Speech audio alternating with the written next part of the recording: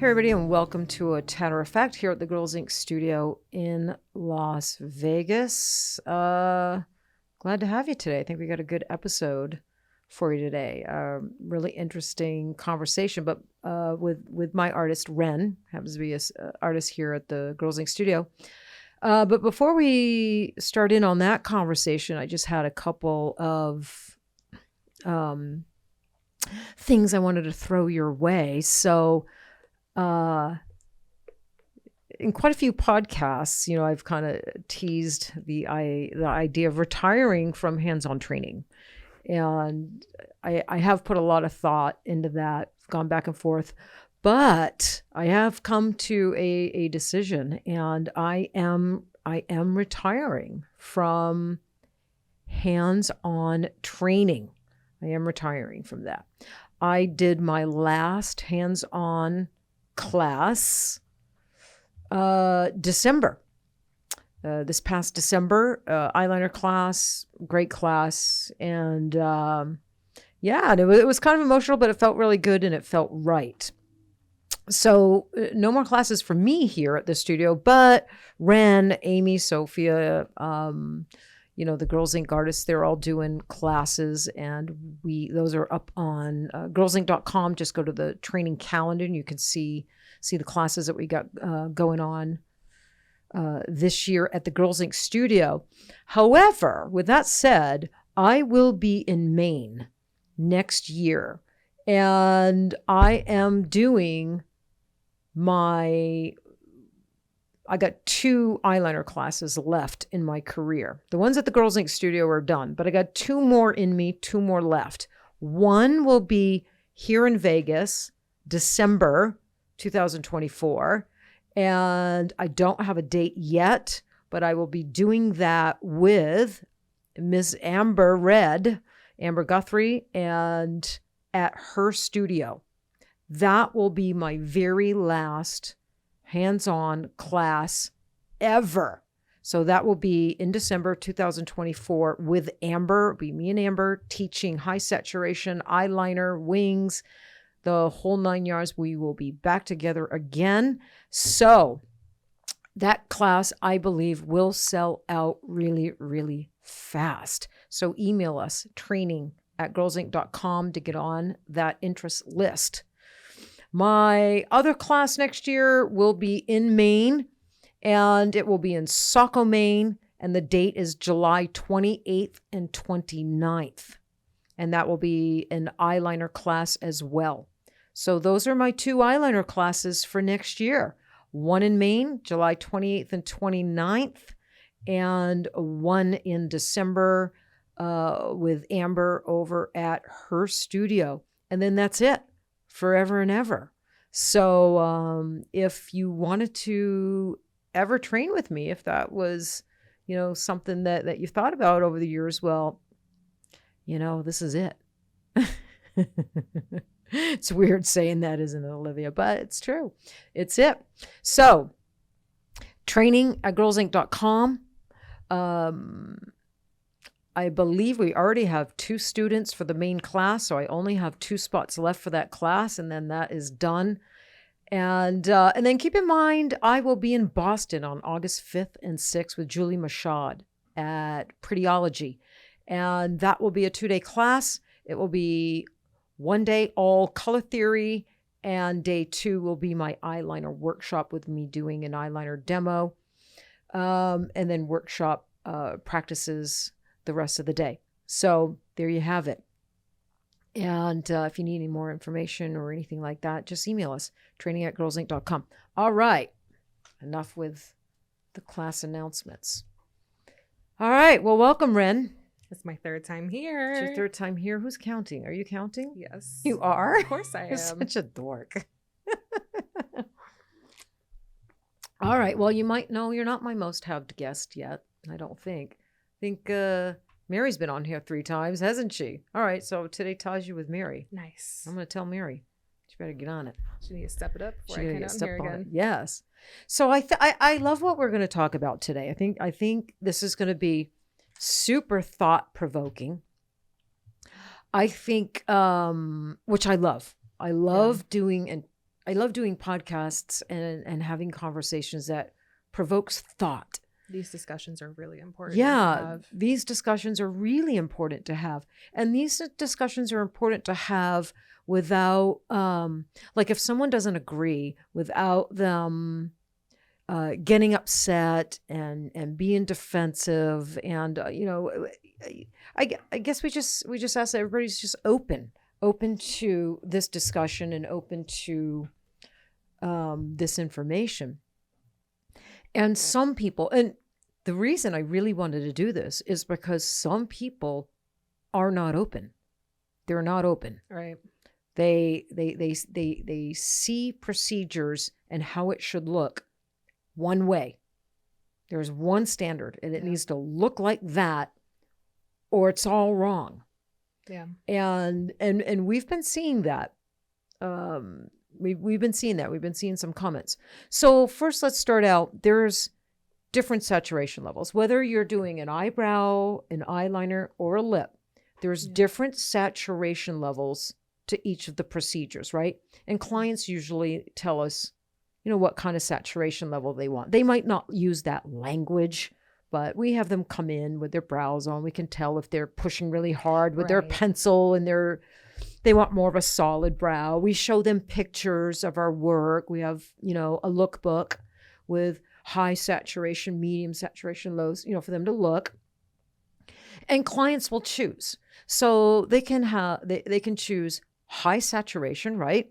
Which has always been around and always been quite popular. A lot of clients want that. I just think we got just a whole lot better at it. Yeah. Right? I think maybe 20, 15 years ago, if you did high saturation, especially brows, they looked, they healed way too solid. They looked like a sticker. They didn't, it wasn't done skillfully, a lot of the time. Not that some people weren't, but, and I think high saturation brows and more solid striking brows got a bad reputation because, a lot of people, they're just not done well or skillfully a lot of the time, right? But it is a commonly referred look.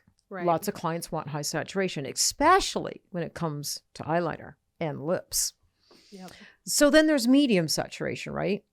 And that's probably the most wanted and most requested, especially in our studio. Yeah. That's what I find. Definitely with my clients. With your clients too. The medium saturation is your highest request. Yeah. Mm-hmm. And then there's low saturation. And lots of clients request that, right? They come in and they're using a little powder and they're dusting color like on their brow areas, or they're using a pencil but with light pressure, and then they're using a Q-tip to smudge. So, or in your lookbook, that's the picture, the look that they're choosing, right? A low saturated look. And like I said, that's very common, highly requested. But let's stay with that low saturation for a minute. The low saturated look has become the standard of the industry. Yeah. I don't know who appointed that.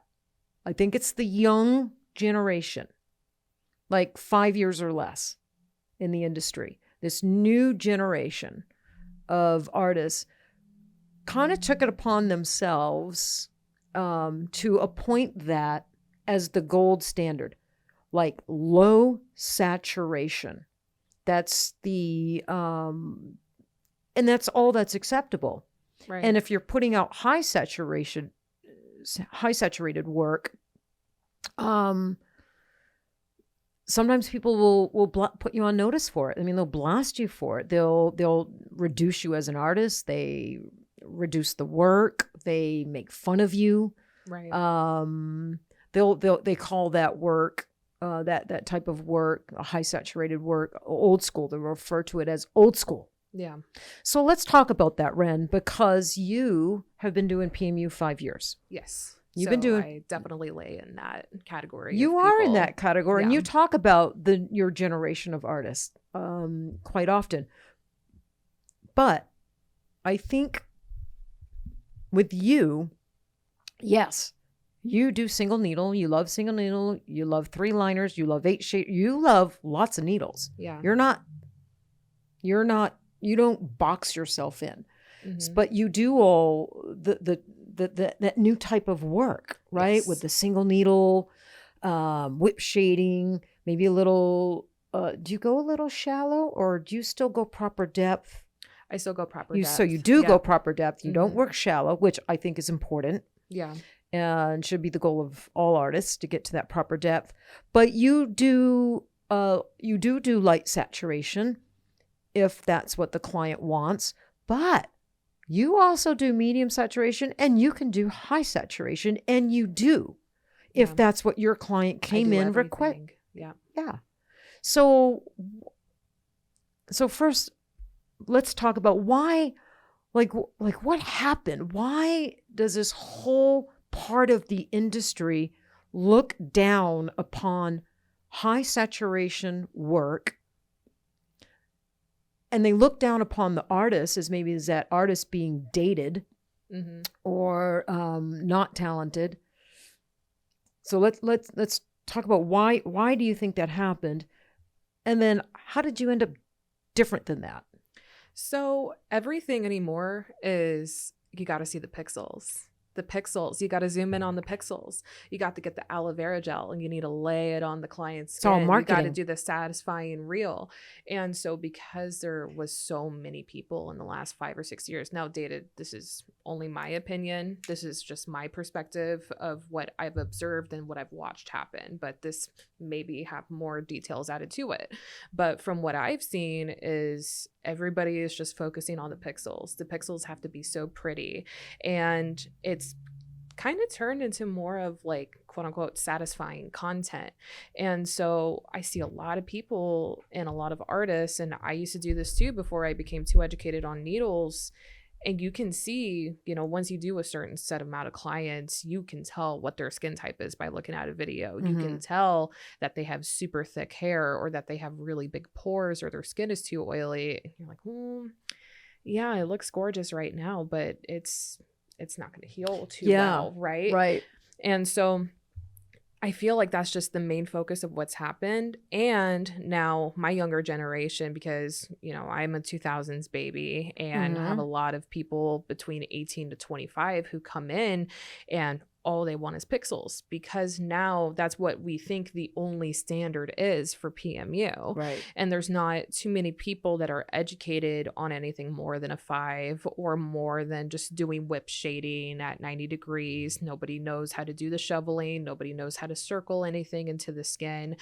Or if they do it at a very low voltage that still gives that pixel effect. Yeah. And it's a very shallow, and we all work differently. And my personal opinion is as long as you do everything good and you're clean while you're doing it, and that, you're respecting the client and the client's wishes, then there's really no wrong way of doing it as long as your work is symmetrical, right? Yeah.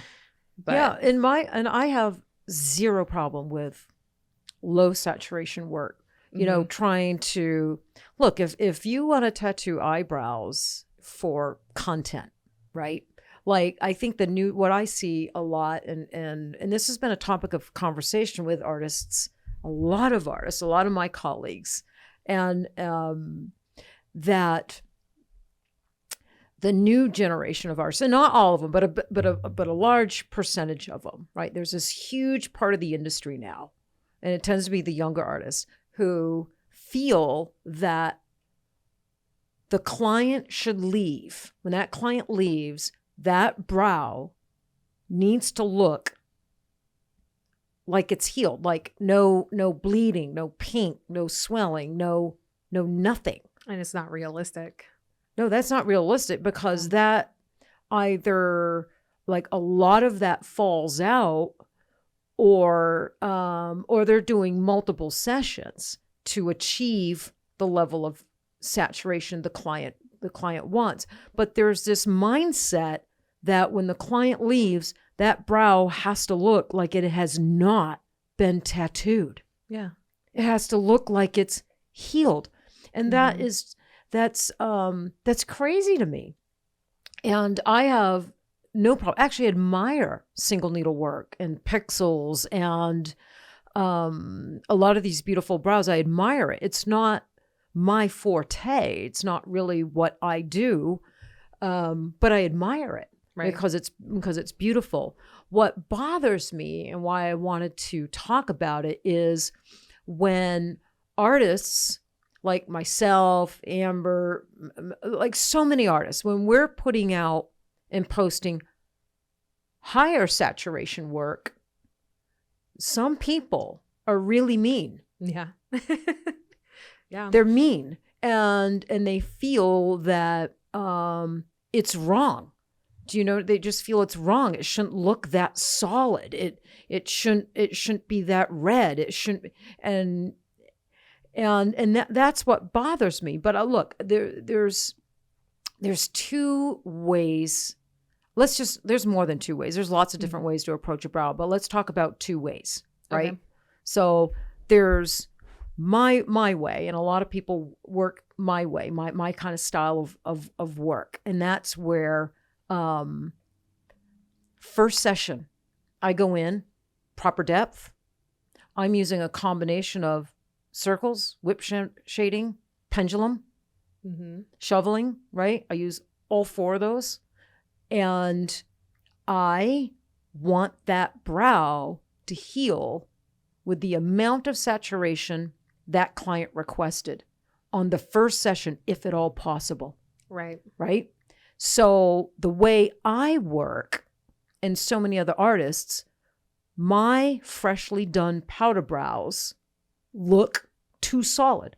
I'm the first one to say it. That's why I don't post a lot of my freshly done brows, because I'll look at it, I'm like, oh, hell no, that looks way too solid. Right. That's going to scare clients and a bunch of my peers and my industry people are going to jump on me and put me on notice, which that shouldn't be, right? We should all be supporting each other, but that happens. But in 7 to 10 days, my brow that looks too solid when they leave, and it's not really postable when they leave, in 7 to 10 days, that brow is absolutely gorgeous. And they're good for 2 years. And yes, and I do very little touch-up work. Most times, a second session is not needed. It heals with the level of saturation that client requested, whether it's low, medium, or high saturation. And it's beautiful. I mean, the edges are soft. It looks so beautiful. So with that type of approach to brows, eyeliner, lips, it's the healed work that looks really beautiful. And the freshly done, admittedly, can look, too solid, too swollen. Like lips and eyeliners sometimes can get swollen, with that type of approach, right, or whatnot. Okay, but then there's the other way to approach, and that's to go in a little shallow, super light saturation. Make sure there's no pinprick, no bleeding, no pinkness, no nothing like that. And that's okay if that's the way you want to work. That's okay if that's the way you want to work. Super postable. That type of work, fresh, postable, looks beautiful on Instagram, right? Great content, clients happy. But, and I'm just putting this out there, we don't see a lot of healed results from that kind of approach. And that kind of approach does require sometimes multiple sessions to achieve the level of saturation. And someone just pointed this out to me, one of my good friends, and I think it was Jen Boyd, and because we were talking about this as well. And on the boards on Facebook, one of the most common posts and requests for help is color retention. Yeah. I just saw one the other night. Yes, yeah. It's constant. They're posting pictures of their work and all the color is falling out, or it's healing with barely their color. And so, although there's this standard going on in the industry right now, right? It must look super presentable and perfect when it leaves. And anybody doing high saturation work is getting blasted, even though that's going on. There's this other whole thing going on where artists being taught that low saturation technique, they're having color retention problems like crazy. Yeah. Like crazy. Yeah. I don't know. I think that in the world that we are right now, we are living in a social media world where body tattoo artists are required to have most of their pictures be healed work, and permanent makeup artists are required to have their work be fresh, that's posted. And nobody's really accounting or thinking of what is going to look best healed anymore. And I think a lot of people are starting to come into light with that, they are. We really need to just focus on what is going to look like when it's healed. Immediately after can look fantastic on anybody, regardless of your skin type or what would fit better to do with you. Yeah, it's going to look fantastic no matter what. Well, I posted a solid black eyeliner, which everybody from all over the country. I get people from all over the country that come to me for eyeliner. They want black eyeliner.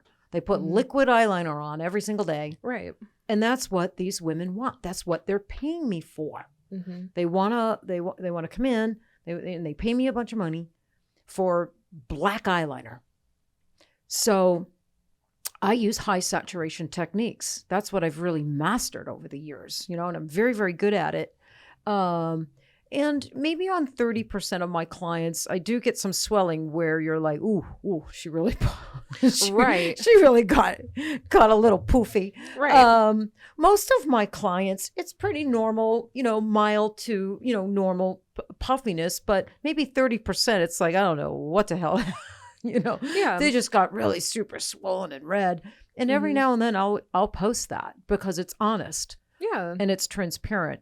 But I posted an eyeliner and it was very minimal swelling, but it was black and it was solid. And this is exactly what this client paid me for. And it looked really good on her, suited her. And yeah, someone called it out as old school. So this new industry of artists thinks or refers to as high saturation work as old school. And I would have no problem with that, Ren. I don't mind the term. It's the disrespect behind that term. Right. It's being used disrespectfully, that term. It's not being used as a compliment or a term to describe high saturation work. It's being used to reduce the artist, to dismiss the work, it's used offensively. It's used offensively. And I don't understand, how did we get here as an industry, you guys? We are an artistic industry. We are supposed to be vast and versatile. People are colorful. What we do is colorful. And we should be versatile if you so choose to be. If you don't choose to be versatile and you choose to be one way, use, one type, that's totally fine. That's your choice. There's nothing wrong with that. I choose to be versatile.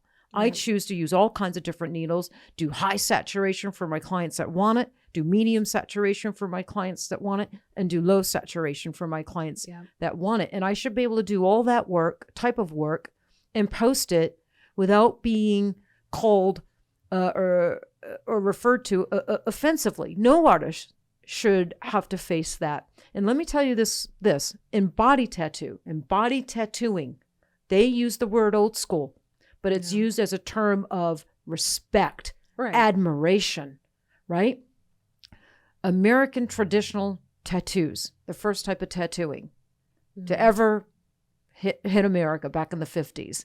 They called it like Sailor Jerry tattooing at first. And because it was like anchors and sparrows and, my whole arm is all American traditional tattooing. It's done with three main colors, red, yellow, green, and the outline is big, bold lines. My artist, a guy named Swarm here in town, used an 8-round liner to outline all my American traditional tattoos. Yeah, but it's a certain style, right? Big, bold lines, red, green, yellow, and the imagery is really recognizable. You recognize American traditional imagery, right? Yeah. That is considered old school. And they use that term all the time to describe it. They use the term old school to describe artists that only do that type of work. But old school in body tattooing, like I said, is used as a term of endearment, respect. And, American traditional tattooing, Americana tattooing, is not going anywhere. It will be here. It's more popular today than it ever has been before. Yeah. Right. But like I said, and same with high saturation brows, eyeliner, lips. That is just as popular today as it ever been in permanent makeup. And high saturation request and work is not going anywhere. It is not going anywhere. It will always be here. It will always be popular. There will always be clients wanting it. And there'll always be artists doing it. Yeah. But like I said, it bothers me that in PMU, the term old school is used offensively. But in body tattooing, it's used respectfully. And I don't understand that. I don't understand my own industry. Yeah. And how we got here. You. Yeah. It didn't even get this bad when I first came in, right? Because I came in almost right at the perfect time before they switched the standard of American permanent makeup education to just being 2 different needle types and 2 different movements, right? And so I think I got there right beforehand. What's funny is I feel like just in the last year more than ever, because I like to say I specialize in ombre. I love doing ombre. A lot of my social media has been towards doing ombre, and that is maybe only 50% of what I do. Yeah. And exactly like what you're mentioning, if I do maybe a powder brow or even something like an ombre brow where it's incredibly, more on the quote unquote solid side when it's fresh, I'm so scared to post it. And you shouldn't be. Yeah. But when it's healed and it looks gorgeous, I'll post it. But this industry should recognize, right? Yeah. This industry and artists that comprise this industry should recognize that is a high saturated brow you just did and you just posted. Yeah. They should recognize that. Yeah. Rather than blasting you as being, doing old school work. Right. And they almost say like old school work, like nobody wants that anymore. It's like, you guys are turning down a lot of clientele. They're turning down a ton of clients. Well, let's just talk about cultures, right? Like different cultures even really prefer more of a high saturation look. Certain age groups do. There's high saturation work is not going anywhere in this industry. And look, if somebody comes in and requests, let's say you're an artist, like you're listening to this podcast right now, and you're an artist who you're mostly single needle, or you do single needle, maybe 3 liner, and you do whip shading, and you specialize in, that lower saturated look, which is beautiful. But let's say you start having clients coming in, and that's just not enough. They want a more solid, striking look, which can look beautiful on so many different women, right? On some women, it would look ridiculous. Some women, we have to tell them, I'm not sure you could quite pull off a more solid, striking eyebrow. So let's say you start getting requests. My question for more high saturated brows or eyeliner. I think eyeliner more so. Definitely, they want higher saturation. Yeah. Are you? What would you rather do? Would you rather take 3 sessions, possibly 4, to reach that high saturation level your client is requesting? with your single needle and the whip shading and the techniques that you know. Or if I told you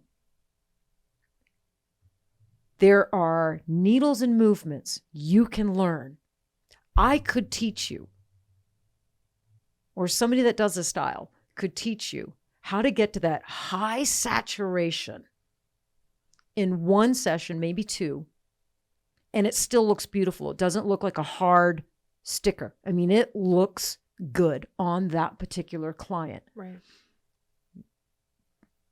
Which route would you choose? I would think, maybe I'm wrong, but I would think they would want to learn the needles and the movements that are going to get them to higher saturation in fewer sessions, rather than taking the long way there, right? Right. And having to do multiple sessions to reach the saturation level the client wants. Mm-hmm. Yeah. I would think. And it's better for the clients. It's better for the client's skin, the integrity of their skin. And most clients, if you ask clients are going to tell you, no, learn the new, no. Learn the new needles and movements and get this done. Yeah. Right. Yeah. 1 or 2 sessions is fine. But if I have to come back 3 or 4 times, then sometimes clients get a little pissy with that. They do. And then your word of mouth is dropped. Yeah. Or they think you're incompetent. We've had, we had an email not too long ago, and that's what she said. She had a client that told her she's incompetent because she can't give her the high saturation brows that the client paid for. Mm-hmm. So this artist reached out to us for advice, and the word incompetent really bothered her. It would bother me too. That would break my heart. Yeah. But you could see why a client would think, I mean, that's a harsh term to use, to call somebody incompetent. But you can understand why maybe the client got there. Maybe her patience ran out. Maybe she keeps explaining to the artist, look, I want it to look like this. I want solid color. And, every time I leave and it heals, it's not solid. It's not high saturation. It's still super low in saturation. Yeah. Do you know? So, yeah, I just, I don't know. It's just been bothering me lately, and I wanted to talk about it. I'm anxious to see what our listeners think about this. And I'm wondering if they've even thought of it from this point of view, right? Yeah. Right? I feel like with how it's been going lately, I've had a lot of clients just in the last 12 months. And given I've been doing this for 5 years, I've never heard this sentence more than I have lately. And it's the clients telling me, like, they're giving me a reference photo, right? Yeah. And it's something that's a little bit more on the ombre side, or maybe it's a powder, but it's really soft in the beginning. But they look at the ombre and they say, I think it looks gorgeous, but I'm afraid that 5 years from now, that's just going to be a trend that's gone and it's stuck. And I'm going to have to come back in and get that blended out in the front and make it a little bit darker. Yeah. And I've had more people concerned about that more than ever. So I'm curious to think of what your opinion is on that. Well, an ombre brow is easy to turn into more of a classic like powder brow with no ombre effect. So, yeah, no, we're getting more requests too for less ombre look. We don't really have people come in requesting pixels, not too many, actually requesting actual pixels. Yeah, but we certainly do have people coming in wanting ombre brows. But look, Ren, everything's a trend. Yeah. Everything's a trend. I've been in this industry 22 years and everything's a trend. And skinny brows are coming back. You watch. They are coming back. I see them being done more and more and more in the industry. Maybe it's because Pamela Anderson has a new reality show on TV. I don't know. But no, skinnier brows are coming back and they're harder to do. The higher saturation look has never gone away. Yeah. I think it's taken a back seat to the lower saturation look and the ombre look, but the classic powder brow will never ever go away. It's classic. It will always be around. So I think a day will come where and it's inevitable, right? Because trends are they're trends. They're not permanent. The trends are ever changing. Yeah. And I love an ombre brow. You know, I like the hair stroke brow. I like the combo brow. I like the classic brow. I like a high saturation brow. I love it all, as long as it's done skillfully and it was put on the right person. Like, I wouldn't want to see like an 80-year-old with an ombre Instagram brow. I think that would look look funny. Yeah. So you have to make sure the style suits the person as well, because there's lots of different styles. Yeah. And but like you said, there's this like epidemic right now where the new generation of artists, they're being taught one way, and they're coming in the industry, and that's the only way they know how to approach a brow, with a smaller needle, whip shading, low saturation, ombre. That's all they know how to do. Yeah. Do you know? And I think some of them have been misled. I want to use the word brainwashed, to believe that's the gold standard, and anything outside of that look is dated, it not as attractive, shouldn't be done, not worthy, and that's just not true. That's just not true. Do you know? Everything has a place in this industry. And like I was saying earlier, just as long as you're doing it clean, you know your drawing is impeccable, you trust yourself to execute that on the client, every needle, every movement, and every style has a place, and it's never going to go away. Right. And I mean, people need to think, some clients are going to maybe want medium saturation, but they have that skin where it's required that you have to do it more high saturation for them to heal that way. Yeah. Because they may have skin that's going to heal at maybe 60%, you know. Yeah. They're going to lose 60% of color, and they need to have that happen, right? So what happens to that client? Okay, well, let's think that they have maybe $150 for a touch-up, right? Why do they need 3 more touch-ups that year at $150? Because we're stuck on one movement and maybe just a couple of needles, and we want it to be all nice and airy. That's not fair financially to the client. It's not fair to the client's skin. No, I'm going to go and pull out an 8, or even if I'm doing lips at high saturation, I'm going to pull out a 14, and I'm going to get that thing done. Yeah. I mean, you know, that's what makes us more artists. That's what has us understand our tools and what's better for the skin, because this has become a one-size-fits-all industry, especially on social media. Well, that's what makes us. Remember on a podcast you and I were talking about artist or technician? Yes. Right. And in the end, and both are respectable terms, like being referred to as one or the other doesn't bother me at all, you know. But then I said, but I think of myself as an artist rather than a technician. Yeah. Well, there's a gal that I have known for a long time, Rhonda Vacante. Hey, Rhonda. But she watches our podcasts, and she commented on that podcast. We read all the comments. Yeah. And she made such a good point. Was she the one that said, I'm a technician in a way that I know how to set it up, but I'm an artist? Yeah, she's both. Yeah.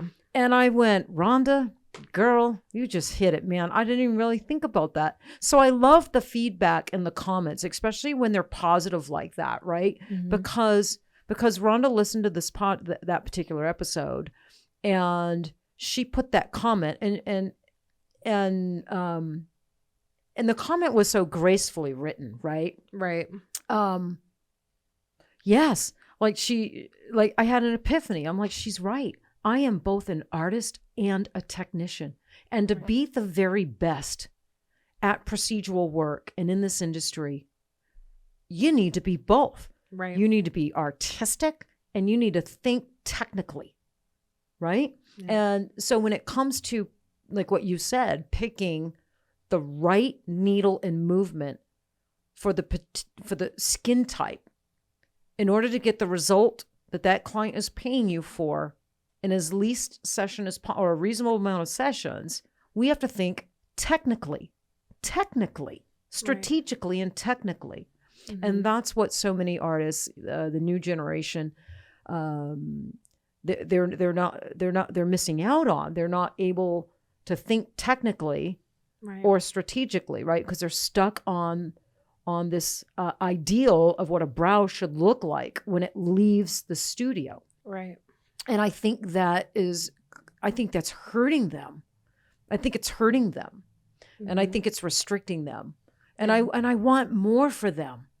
Like, I don't talk about this to push my style or my forte. Look, when we launched Loaded, I did like 20 eyebrows, single needle, girl. You don't even know. Me and Michonne. Right. Yeah. And I spent about 3 months doing every single brow, single needle whip shading because we were testing Loaded, which was an organic line.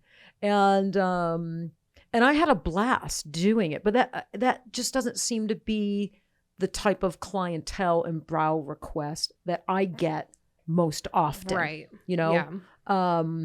I tend to get classic powder brow or a little bit more bolder, striking. That's just what I attract. Mm-hmm. You get a lot of clients that want ombre and low saturation. You get pretty much of a mixed bag. Mm-hmm. But no, I had a ball with it. So so I don't talk about this just to push my style, and convince everybody, learn big needles, learn these movements that really pack pigment and learn these ways because this is how I do it. No, I encourage young artists to step out of their comfort zone and go learn these bigger needles, the circular and oval movements and these techniques so they can be a well-rounded artist. Yeah. So they can give their clients what their clients are asking for in a reasonable amount of sessions, 1 to 2 sessions. Yeah. Yeah, that's why it hurt. I don't know. I would be so bored if all I used was one needle, one movement, and it just did one style. I love doing lots of different styles and using different needles and stuff. Don't you? Yeah. No, I really do. Oh God, I can't think about it. It would be a very boring time for me. And everybody's different. Maybe that's that one person's cup of tea. They've spent 20 years completely doing that, but and some people do. Yeah, some people do, and that's just their that's just the way they roll. And the way other people roll is super versatile. They like getting on different needles, and using different techniques. But, one other thing I wanted to point out, I was talking about this with Sophie, one of our other artists, the other day. You know what else I've noticed? What's going on in the industry? And I've never really seen this before, but I think this has to do with, smaller needlework, single needle or, 3-liner work and whip shading and saturation level. I'm not sure if it has to do with depth or not, but what I have noticed is when an artist has a client that wants a medium brown, a whole bunch of artists are not picking a medium brown. Yeah. They're picking a super dark brown. Yeah, because they're doing single needle and 1.5 passes on it. So it's going to oxidize medium brown. I've seen a lot of that. I got trained on that a few years ago to do it like that. It's tripping me out. Yeah. It's tripping me out. So, and a lot of artists, when their client wants blonde, the artists are not using blonde pigments. They're going to medium browns. And again, if their client wants a medium brown, they're going to super dark pigments. Yeah. To get their brow to heal medium brown. So what is up with that? Because that's this new kind of phenomenon. I mean, if I want a medium brown for my client, I pick a medium brown. Right. And I get medium brown. Mm-hmm. If my client wants a blonde, I'm picking one of the blonde pigments. Right. If my client wants super dark, I'm picking one of the super darks. Mm-hmm. If my client wanted a medium brown and I use like Navajo or ebony, like super dark. Oh yeah. Oh my hell, I'd be so much trouble. My client would be so mad at me. She'd end up. So what? So is that what it is? Is it the amount of passes? Is it shallow? Is it Is that related to also small needle, or is it related to a lot of things at once? So personally, with me, it's a lot of things at once. Are you in From that what? same situation? Do you have to No. pick darker colors to get? No. You don't. Okay. I mean, given I've done it before, I've done it on models and clients because I have worked with an artist before when I was still kind of in my amateur stage, and they did teach me that way. Mhm. So I gave it a try, and it's not my cup of tea. They fade a little too ash, in my opinion, when it does work like that. But the reasoning more behind it is because you are working with a single needle. The voltage is relevant to like a 4.8, and you're working very slow, and you're doing about a pass and a half. So the reasoning behind it is because you only have so much time to work on the skin before it gets swollen and red before your picture. So that's why they're choosing these really dark colors. It works in a lot of ways. And this is not coming from a judgmental standpoint at all, but it is coming from, just that's kind of what's going on right now. Yeah, well, my question is coming from curiosity. Right, I mean, I was really super curious. I was talking about this, like I said, with Sophie last week here at the studio, because I'm just noticing people are choosing really dark colors when their client wants a medium brown. But it makes me a little nervous because these really dark colors have black in them. We get to these really dark colors by adding black, in pigment formulation. So if a client comes in and she's got like golden brown, medium hair, and she wants a medium brown, if you're using a super dark color that is formulated with a lot of black, it just makes me a little nervous. Well, you mentioned it, like you're seeing them ash out. Yep. You're seeing them ash out. But they are healing medium in tone. So they're getting these super dark colors to heal really lightly saturated and medium in tone. Yeah. Which is crazy. Yeah. It's this whole new thing that I've been kind of noticing. It's, everybody is doing things a lot differently right now, but I've never seen it more going on right now than before, that everybody thinks that they're entitled to their way of doing it only being the right thing to do. And they're going to push it and push it and push it until other people can believe with them. And I, as an artist, and I as let's remember this is not a beauty appointment. This is a tattoo appointment. Yeah. You're going to be putting, whether it's pigment or ink, and I know that big argument, but we are putting pigment in the skin. We are depositing color into somebody's skin for it to be there, whether it's for 3 years or it lasts 10 years or is on there for the rest of their lives. We're still composing a tattoo appointment. And we should know all of the general basics of a tattoo artist, just in case we need to perform it that way. Mm-hmm.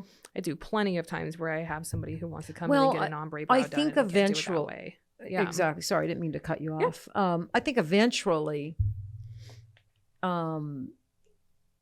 you're going to have to, step out of your box and learn some new techniques, or you're going to have some or either you're handpicking clients that all want low saturation. Yeah. Or you could end up having some clients that are disappointed, right? Because they want high saturation, So yeah, Ren, I've always told you girls this, and I love all the styles. I got no problems with all the different needles and styles and movements. The only thing that bothers me is, like what you just said, the artist that feels, hasn't even been in this industry that long and is already so opinionated and formed the opinion that the low saturation and looking like it's already healed when it leaves the studio is the gold standard and the only way, and everything else is not worthy or not as skill based, right? And that's what bothers me. Mm-hmm. And but this industry has always been like that.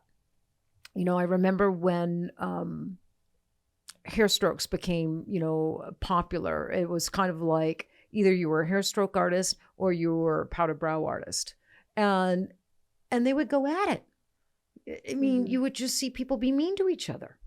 And it really pissed me off. And my good friend Mary Richardson, I do classic powder brow almost my whole career. She's nano hair strokes her whole career. And Right. we were the best of friends Mhm. and totally respected each other's work.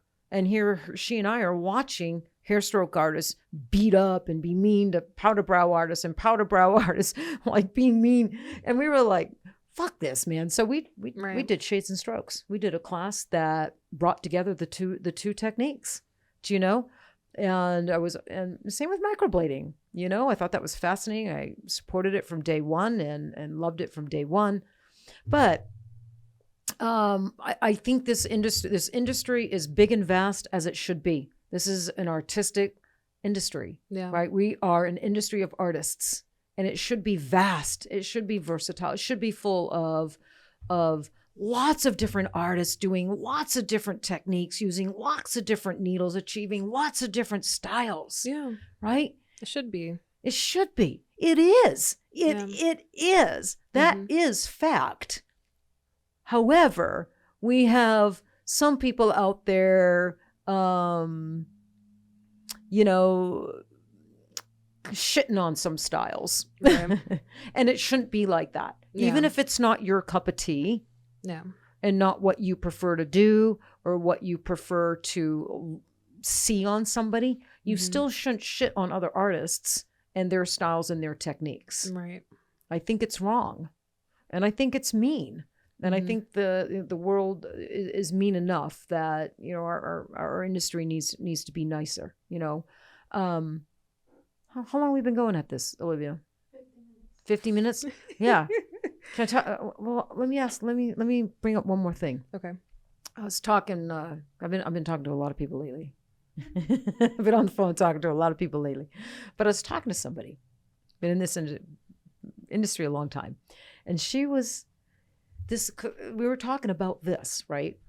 And she does both styles too. She'll do more solid and striking and bold when her clients want it. And then she can get out a single needle and do light saturation and pixely if that's what her client wants. Yeah.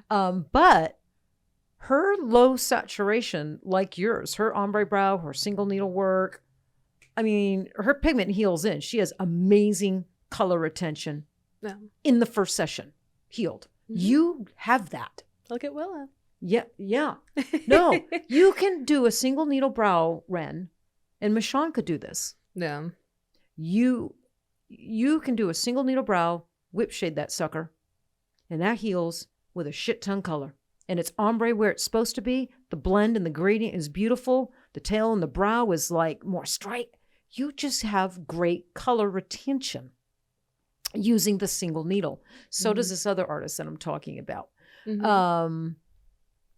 And you're going to be teaching that all this year. You got classes. Yeah. So Yeah. speaking of that. Yeah. Well, hang on. Let me get Yeah. to my point here, and then we're going to talk about your classes because I'm on a roll here. Right. But so we were talking about this whole thing, like, you know, why are, you know, these group of artists out there that have not been in the industry that long calling high saturated work old school? Why are they working so shallow and using dark colors to get medium tone? I'm like, how did this all happen? Mhm. And you know what her theory was, this all started when organics hit the industry. When organic pigments hit the industry and blew up. Okay. Because all of us, and she made kind of sense. I was like, huh. And she said, because when you're working with organics, especially if they're super strong, like body tattoo Mhm. pigments, you have to work, you have to be more careful not to oversaturate. Right.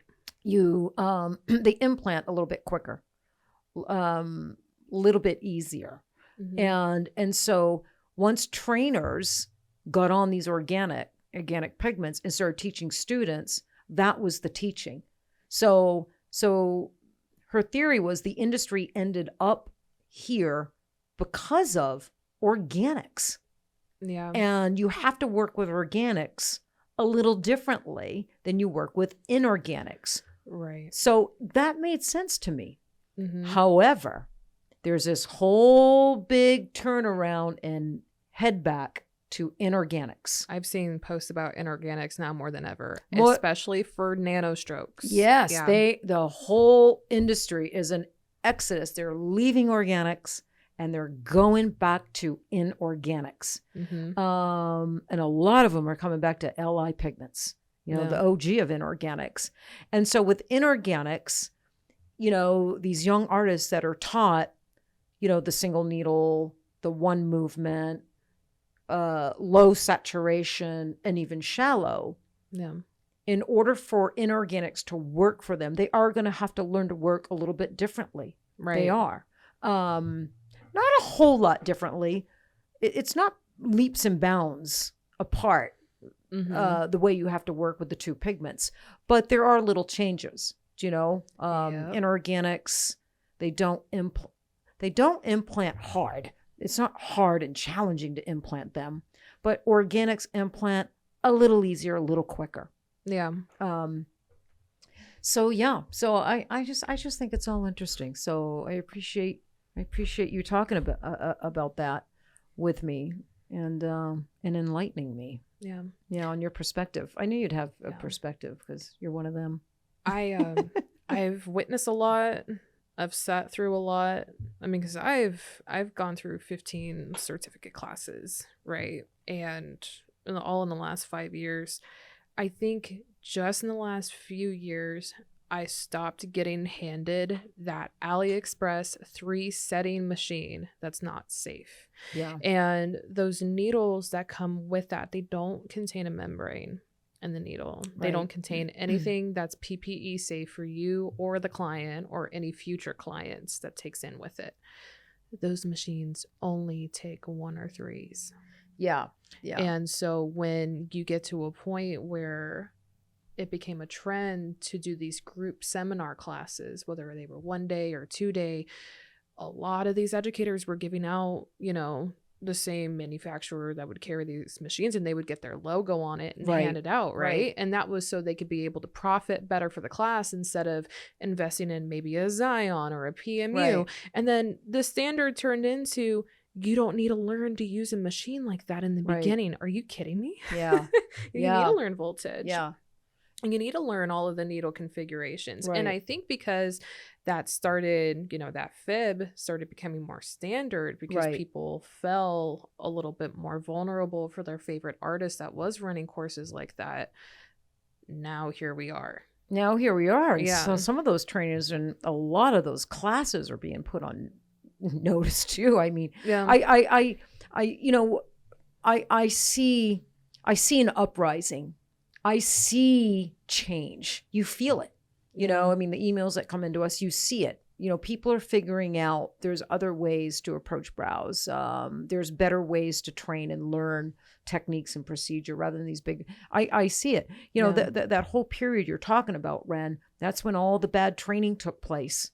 That's when all these techniques were taught. And not that these are bad techniques. They're good techniques. They're just not good for every skin type. Yeah. They're not good for every brow style. That's the problem. Yeah. At hand. It's not that the single needle whip shading, working a little shallow on some skin types when needed. It's not that those are bad techniques. Those are excellent techniques. Yeah. And those are techniques that are needed in this industry and very valuable for every artist in this industry. It's just they're being taught to be cookie cutter artists and use them on every single client. Yeah. And That's not fair for the trainer to do that. no, and that's that was happening for years and years and years. And so I'm not sure what's really happening with the training classes now. The big training classes got a bad rap. They took some heat, these last couple of years. I think COVID was, a horrible thing for the world. And, we're, 2023, bad economy, right? Right. And I think that, but there's always got to be some silver linings and some blessings, even in things that are challenging and hard and cause us pain, right? There's got to be blessings. You have to look for the blessings and the opportunities in those moments, in those times. And maybe that reset the industry a little bit. with the training classes, right? Maybe it reset the industry a little bit. And the training classes now will be of higher standard. Yeah. Yeah. So, all right. So let's just 5 minutes, your courses. We just got your courses on the calendar. They're not, by the time this launches, they will be on girlzink.com, our training calendar. But you are doing a 2-day hands-on ombre brow course with models, the whole 9 yards, and you're only taking 4 students. Yeah. That's it. Yes. So these seats will sell out quick. Yes. We priced the class at $29.50. No, what did we price it at? $28.50 for the 2 days. Mm-hmm. And you are teaching your mapping technique in this class, your needles, your movements, and how you get that beautiful ombre brow with superior healed in color retention. Yes. I do want to mention that anytime I show anybody anything, I'm not going to show them my way or the highway, because I don't have a my way or the highway. So anybody who comes in, what I want to provide is 2 different skin type models and 2 totally different ways of going about it for the same healed result. Yeah, I love that. So anybody who wants to come in to attend this course, the moment you come in, you witness the first model. I've always thought that that's a way better way of going about it, instead of incredibly boring somebody with a seminar the first 2 hours. They can do their a lot of their theory online. I think you should. Yeah. Because in-person time is so important. Yeah. You know, why do I need to spend your hard-earned money just showing you? So then they come in. That's kind of how I modeled my eyeliner classes. Is they come in the first thing in the morning.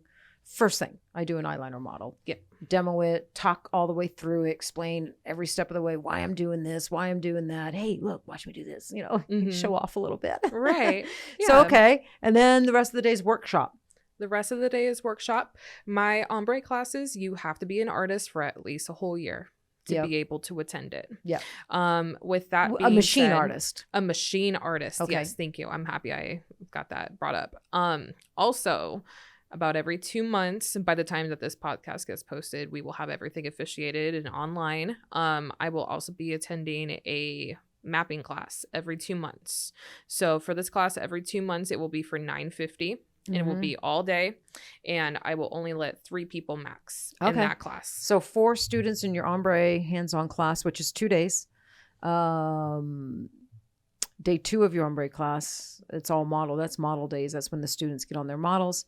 And then you have a brow mapping only class, and that will be a 1-day class. Yeah. So we got those scheduled all throughout the year. So go to girlzink.com and check those out. And you're a hell of an artist, Ren, and you're a hell of a trainer. And so yeah, I think it's fantastic. And I think people, I'm excited for people to take this class, because there's a lot of artists out there, and some probably listening today, that love that single needle, love the whip shading. They just wish they got better healed in color, or they just wish this, they just wish that, or they're trying to figure this out, and you figured all that out already.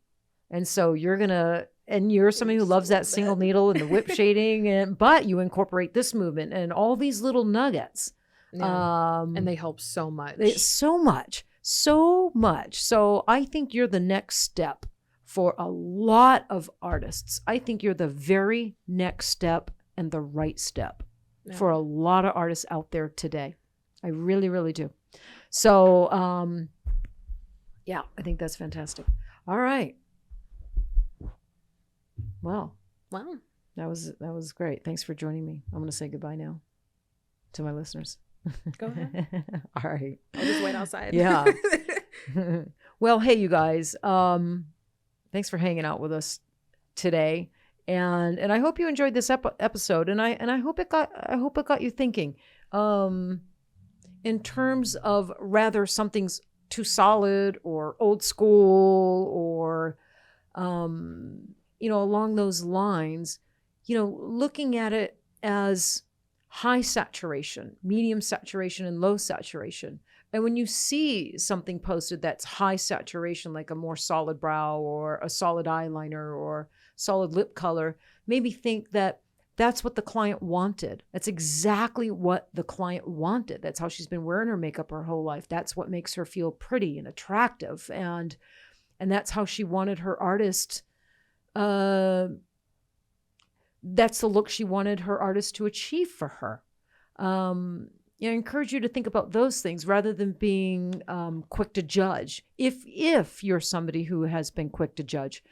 And I do believe most people are really good and most people are not quick to judge. It's those ones out there that are judging, quick to judge, leaving nasty posts that lingers with you. It just lingers with you and it hurts you. It hurts artists. So high saturation, medium saturation, low saturation. I encourage you all to learn how to achieve all levels of saturation and satisfy all the different types of clients that are going to be hitting you up this year for work, next year, the year after, and your entire career. So thank you for joining me. Stay in the pursuit of happiness, and we will see you next time.